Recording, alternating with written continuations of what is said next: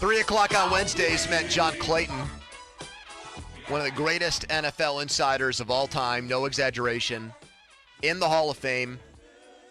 Hall of Fame voter, Braddock's own, Pittsburgh Press, Steelers reporter, broke a story about the Steelers in their padded practices. Chuck Noll got very mad. Myron Cope got very mad. John Clayton's mom got very mad, called into Cope's show and said, my son screwed up. He shouldn't have written that story. Just unbelievable. Absolutely unbelievable. John had an eclectic taste for music. He told us that one day on the show. John, if we found one of your iPods from a few years ago, what kind of music would be on there? It'd be funk, a lot of funk. I mean, you have Isley Brothers, you'll have James Brown, you'll have all the greats from around the country. All those different things, because that's what you find on my iPad. If you go into my any of the things that have songs, it's going to be a lot of funk and also some good rock and roll. I remember when we asked him that funk lover, question. George Clinton. I remember when we asked him that question, I think the last thing I would have thought was going to come out of his mouth, I thought like maybe he'd say like Kansas, Rolling Stones, I don't know, the Beatles. Oh, you'd find a lot of funk. Just a ton of funk. That iconic This Is SportsCenter commercial, he took us behind the scenes on how that whole thing came together. They did one of those montage where they were going through all of the famous This Is SportsCenter commercials, and I still believe yours is the best of all time. Of all the great ones that were made, like when Evander Holyfield wanted to fight Charlie Steiner, that's another one of my favorites. Your Slayer cutoff T-shirt commercial is the best of all time, and I don't think I've ever asked you about the genesis and execution of that commercial before. Well, apparently, the ad agency for ESPN is one of the all-time greats. And so they apparently had been pushing this ad for more than a year.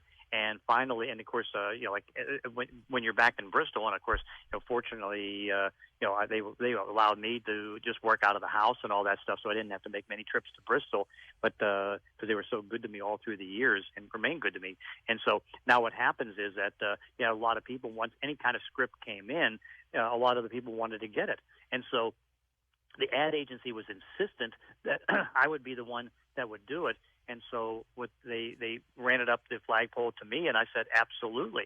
And they felt once we got together for the shooting in Los Angeles that this could be the best one they've ever done.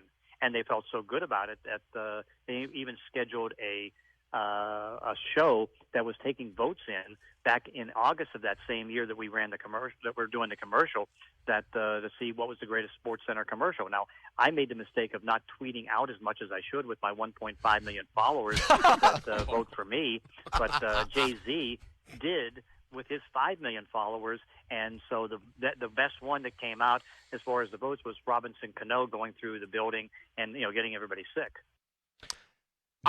I love a lot of things about that clip. My favorite is just the little sly humor in I didn't do a good job tweeting out to my 1.5 million followers. Just, I'm tossing that in there on the side here. I'm just going to act like that's no big thing. Part of the humor of that commercial is the inside joke that for many years there was an urban legend that John had a ponytail. Mm-hmm.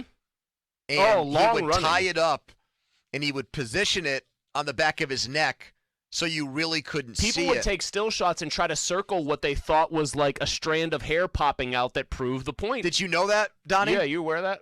That there was a long conspiracy theory that John had a ponytail? He just pulled his hair back. Well, yeah, that's what all spurred the commercial, right? When he let it down and, Mom, my segment's done. Here is John Clayton on his relationship with Chris Berman. John, do you know where that came from? No one circles the wagons like the Buffalo Bills? Yeah, Chris Berman. Yeah, but where did he get it from? Yeah, where did he get it from? He made it up. Oh. He's a very creative person, but again, it's like, because you can see all the things that he'll get into, and he certainly got into that, and that's what this is one to circle the wagons like the Buffalo Bills. That's Chris Berman. It's weird that he just made something up like that out of whole cloth, and it stuck. Took off. Like that's wildfire. what I mean. Like, you and I could try, all three of us, John, could try to make up something about the Steelers or the Penguins or whatever, and I don't think we would do as good of a job. That's No, but of course, I mean, like, you can see, particularly in just about every show we do, it's the Rays. It's like I mean, he's just very creative and has done it for such a long time and done such a great job at it. What is the clip I have in here, Donnie, that says Clayton on the Steelers in the Super Bowl? Can you give me the backstory on that one? It says John Clayton on Steelers Super Bowl chances. Do we know what we have here? Am I just going to hit play and we're going to have to go down this? I mean, you should be rabbit good. hole together? That would have been something I cut up. It might have just saved funny. Okay. Yep, 2007. Yeah, made it in there in 2007. Who presented you? Oh, this is. Hold on. Let me pause this. Yeah, hold on. I think did you just search Clayton in your folder, Pony? No, I see it now. Okay. This there is you go. John. So I mentioned John is enshrined in Canton. Yep. He's in the Hall of Fame for his reporting. And I think we asked him just one day about what it was like to get honored that way. Yep, 2007. Yeah, made it in there in 2007. Who presented you? Me. Oh. That's cool. No, because what it is that you go in on the McCann Award, Dick McCann Award, and was voted in on that, and so then I get what was basically a 3-minute speech to be able to try to say everything and all that stuff. I mean, usually what will end up happening, somebody from the Pro Football Writers Association will introduce me, but it's a little bit different. Again, you're treated the same way like a Hall of Famer, which is great. I was in the parade, I was in all the different activities, but also it's like a little less in the speech, and you don't get the jacket. Oh, how about the Oh, bust? see, that's like they say you win the Masters Par 3 tournament or something, but they won't give you the green jacket. I object. How to about a that. bust, You still John? won something. I get a plaque. Okay. Is it? But the plaque's big still thing pretty is, good. I get to say accurate that I'm in the Pro Football Hall of Fame. That's a flex. Just being able to say that, that's a flex. Because given John's relationship with football, you know that meant the a ton world to to him. him. Yeah. Huge honor. Yep. We had 2 Hall of Famers every week on this show. John Clayton and you? Ed Bouchette. Yep. Yeah, we're still trying to get into the North Catholic Hall of Fame. That day will come, Mosey. I don't really think it needs to. I don't really think. Speaking of Catholic schools, Dan Marino Central Catholic. Yeah, And Clayton, crazy story here. John Clayton's idea for the Steelers in '83 to get Dan Marino. They had a logjam of quarterbacks on the roster. John Clayton wrote something that Dan Rooney thought was such a good idea. He took it to Chuck Noll. which is, again, like an unbelievable, Yep. Holy crap. But Dan Rooney was very impressed with John's pitch to get Dan Marino to the Steelers. Did you know that, yes, Bob? absolutely. I And remember. Dan sat down with Noel and said, we got to use the John Clayton plan. I mean, John, that is a great thing. I would have put that on a masthead or put that on a business card. You went on to do great things, but Dan Rooney thought so much of you that he took your idea to the coach. That's unbelievable. Yeah, and of course, I mean, this goes back, as and Bob knows this. It's like, I actually covered high school games with Marino. High school games. Wow. At Central. Central. With Dan Marino. He was unbelievable. And it's like, how can you not go for him? I don't care about whatever off the field thing or anything else. And the story was so wrong. I don't want to get into too many of the particulars, but it's like, the one of the reasons that he dropped down so low was because they thought he was a drug user, right? And as Bob knows, what ended up happening, and I hate to keep on bringing up as Bob knows, because again, Bob We're just knows talking about our everything age I know. here. Yeah, I know, but it's like Bob knows if you go into the head coach, and at that time, in his vault, he had a drug test of Dan Marino, and it was negative. Wow. And it was really what ended up happening. There was a family member, I won't get into the particulars here, but a family member of Dan Marino that was actually on drugs. It wasn't Dan. And so he drops down that low because of a drug test, and the fact that they thought he was on drugs, and he wasn't. Yep. I mean, Foch Fazio had his test, in his vault all the time, and it's like, hey, I'll show it to you. It's like, he's tested negative.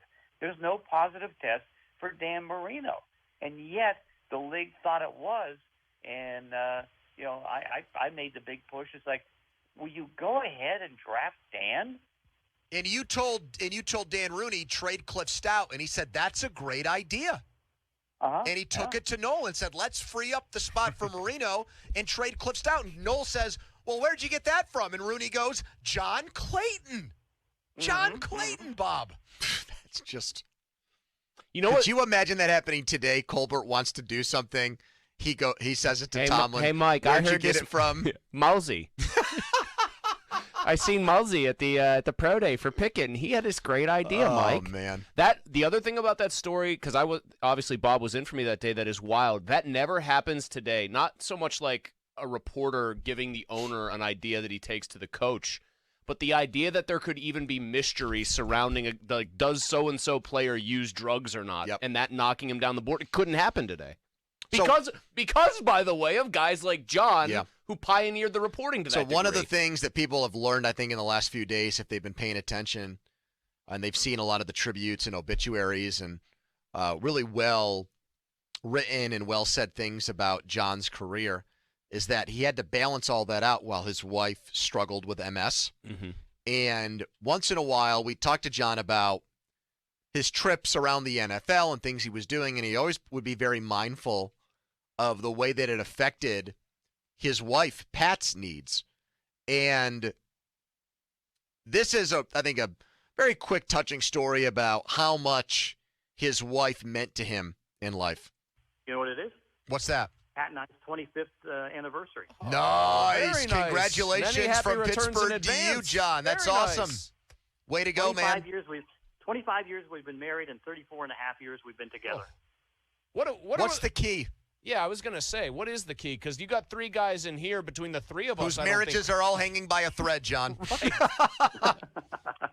I guess the key is that she realized I want to take the best care of her as possible. I mean, because it did help that she was in the business, because she started at the News Tribune in 1987. I just moved out there from Pittsburgh in '86, and the first night that she worked, the people in the office said, "Hey, why don't you come with us, and we're going to meet John Clayton. He's all depressed right now because they got the strike going on in the NFL." And so we met then, and then all of a sudden we started dating. And in that first year, she said to me, "John, do you want to get married?" And I said, "Not tonight. There's a good Carson on." Zing. What a line! John Clayton. Man, I'm going to miss my conversations with that guy. It's putting it mildly, man. Yeah. There is a link. Adam Schefter has tweeted this out, so have I, of a John Clayton Foundation, and the money goes to MS.